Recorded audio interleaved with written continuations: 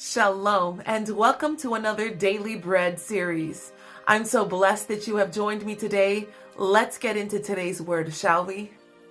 Today's verse comes from the Gospel of Luke, chapter 16 and verse 10. He who is faithful in little will be faithful with much, and he who is unjust with little will be unjust with much. What this verse is trying to relay to us is God is a rewarder of those who are faithful. Throughout our life, God seeks to increase and grow our faith.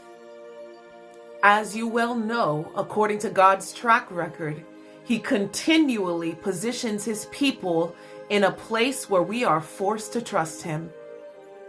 With God as our guide, He leads us straight into situations that first and foremost require little faith, mustard seed faith, as Jesus would call it.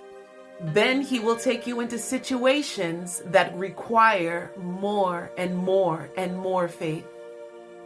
Faith to trust in Him. And through each situation and in every time, you are learning how to trust God at higher and higher levels.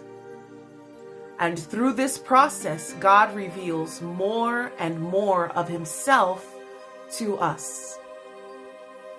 Our faith and experiencing God are directly intertwined. They are linked. And so we can see how we start off with little faith and then graduate to larger and larger faith. It's a process. You don't just go from mustard seed faith to huge, ginormous faith overnight. The scriptures warn us of various trials, but to count it all joy. And so how we respond with our little faith will test us indeed to see if we are able to excel or to remain on the same level. Will you remain faithful to God in the little and in the great? The process is done inch by inch, centimeter by centimeter at a time. Just as a seed would grow with roots and a stem and begin to break through the earth and finally be able to see the green come forth from the ground. This is a principle, a foundational principle that God uses with us in our relationship with Him. If you have been faithful with the little that He has given you and allowed you to go through and be tested with, then you will know you are ready and prepared for more to be entrusted with. If you have failed to trust God with the little that He has put you through or given you access to, He will not entrust you with more. You see, God will never lead us past our present level of capacity and obedience that we have for Him. And in this place, we are forced to take the tests over and over again until we pass it. Just as someone who is in the first grade cannot graduate high school in the 12th grade or even college with a diploma or a degree, you must pass the test.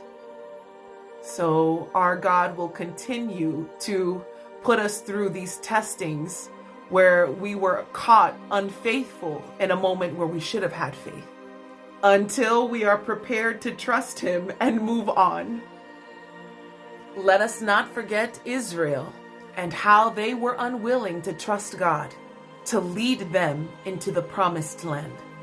So as we go through these fiery ordeals, the refining fire, if you will, trials and testings of all sorts, let us view it as an exciting moment in time where a new door will open.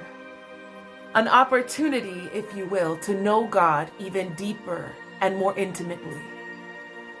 Each time you put your trust and believe in your God, every step of faith leads you deeper and deeper into this relationship with your God.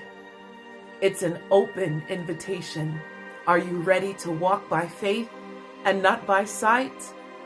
Let's do this thing. Shalom. Until next time, I will see you then.